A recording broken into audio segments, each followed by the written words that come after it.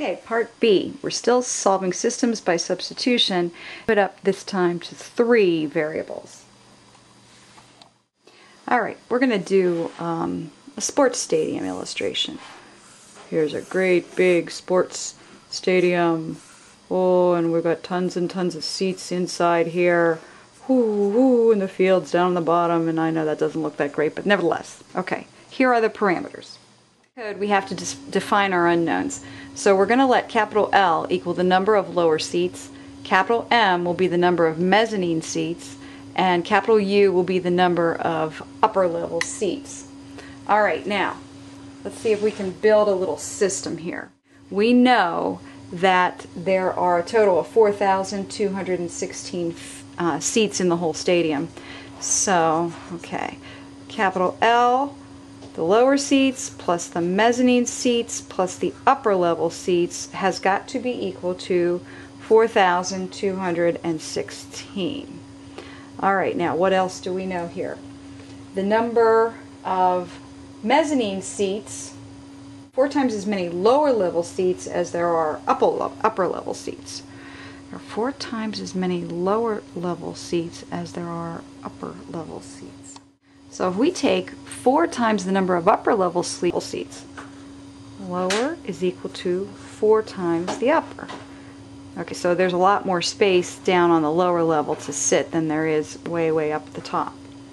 Alright, now what do we know about the mezzanine? There are 3 times as many mezzanine seats as there are upper level. Okay, so the mezzanine is equal to 3 times as many as the upper level.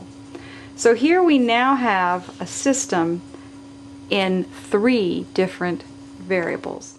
Alright, it can get a bit confusing until you see that L is defined in terms of U and M is also defined in terms of U.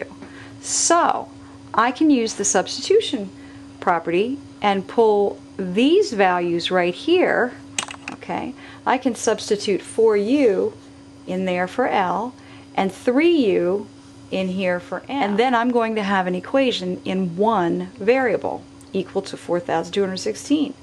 Then once I know that upper level, if I know how many people are in the upper level, I can figure out the lower level and the mezzanine very easily.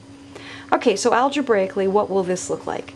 When I substitute this value up in here for L, I will write 4U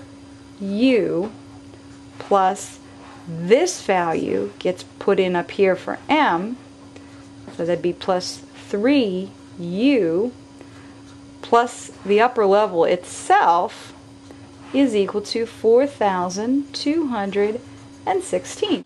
Alright, let's combine like terms. 4U plus 3U plus another U is 8U,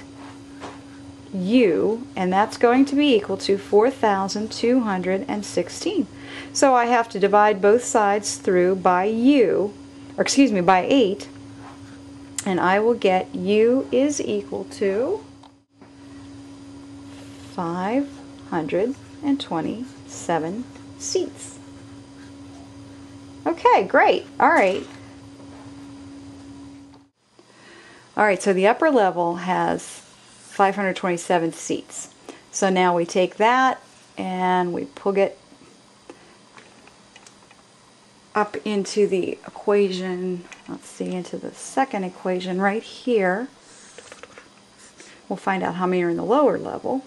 So 4U will be equal to 4 times 527, which is 2,108 seats. 108 seats. And so that's the lower level. And the mezzanine is equal to 3U, which is 3 times 527, which is 1,581 seats. Alright, let's go ahead and check this. Let's see. Does 527 plus 2,108 and 1,581 add to the entire stadium?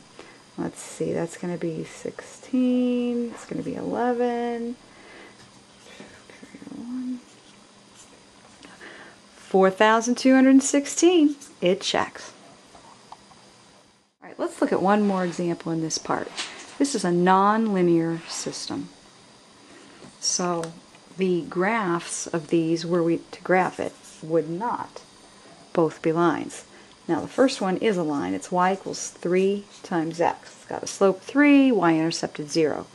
But the second one is going to be an inverse function when solved for y. Okay?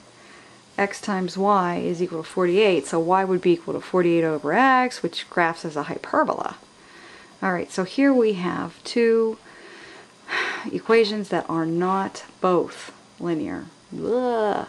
Still, you do it the same way. We see here that 3x rather, is equal to y. So let's substitute that into the second equation. So we're going to get x times 3x is equal to 48, which means 3 times x squared is equal to 48. We'll divide by 3, we'll get x squared is equal to 16. We'll take the square root of both sides, and we will get x is equal to 4 or negative 4. So there's going to actually be two numbers here for which this will be true.